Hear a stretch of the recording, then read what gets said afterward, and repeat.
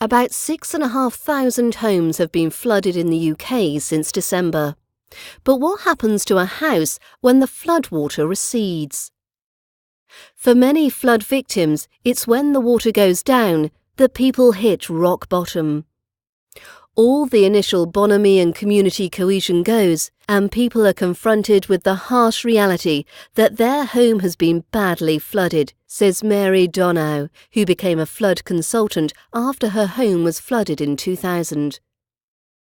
It's also when the real work starts, she says.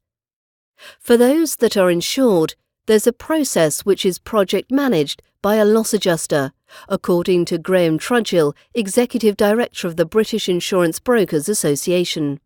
For those that aren't, they will still follow a similar process, but might manage it themselves.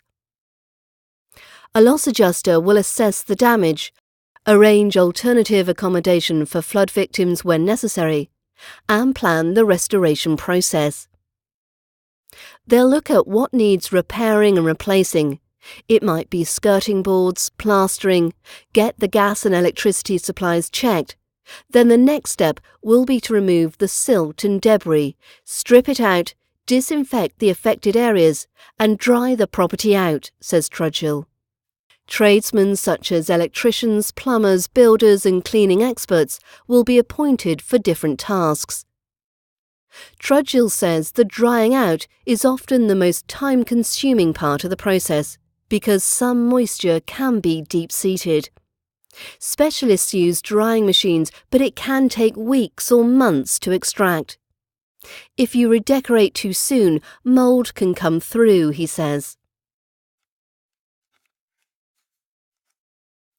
When the property is finally dry, reconstruction work can begin.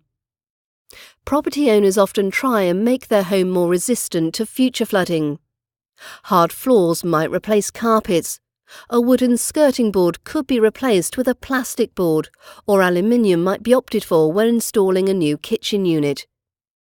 The Association of British Insurers outlines what people can expect from their insurer after a flood. But what are the essential things to consider when restoring a flood-hit house? 1. Walls. Traditional brick or concrete walls will generally dry out well, so long as they are clear for ventilation.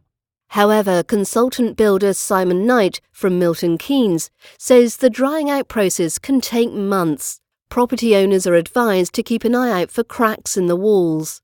And brickwork can still contain moisture even after that. Bricks can expand and crumble or expand and contract. If we get frost over the next few weeks, there will probably be a lot of problems with that, he says. Wall cavities need to be inspected by an expert to ensure walls are secure, and any damaged wall cavity insulation will also need to be removed. When it comes to internal walls, damaged plaster, plasterboard and wallpaper will have to go. Holes might also need to be drilled through plasterboards or dry linings to drain trapped water and aid ventilation, according to Knight. Timber partitions may rot if not dried properly.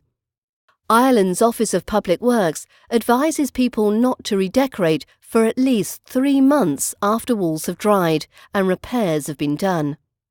Painting or wallpapering too soon can result in blistering, mould or peeling, it says.